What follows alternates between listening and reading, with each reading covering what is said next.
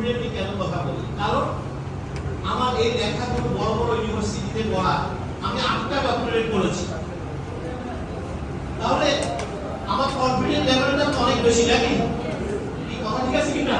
কারণ এমনি এমনি তো ডক্টরেট করা যায় না। আমি তো ডাক্তার না ভাই, আমি ডাক্তার জন্ম দেই, মেসেজ থেকে ক্লিয়ার?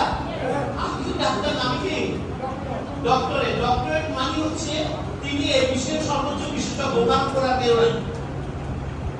আর উনি যা বলবেন এটাই কি, এটাই ফাইনাল। Message clear? কিন্তু ডাক্তারের কথা ফাইনাল না। আমি এই বিষয়গুলো জানি না, অসুবিধা নেই। আমি কেন বলছি, আমাদের নিজেদের সাথে কথাগুলো বলছি। আমি একটা ব্রত নিয়েছি, আমি চাই মৃত্যু হবে, মৃত্যু নিয়ে ভাবার দরকার নেই। আমি চাই প্রতিটি মানুষ যেন সুস্থ দেহে মৃত্যুবরণ করে।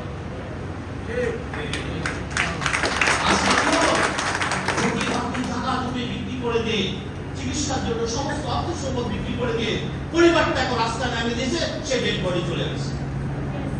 ঠিক আছে কিনা বলেন? এটা তো হওয়ার কথা না, এটা তো হওয়া উচিত ছিল না। তাহলে আসেন, দেহটা যে কোষ দিয়ে তৈরি, দেহ যে কোষ ছাড়া অন্য কিছু নেই, আমরা এই চ্যানেলে এটা দেখব।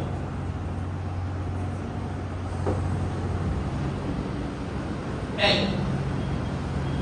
মনোযোগ দেখবেন, সামনে যত যাবেন তত মজা হবেন।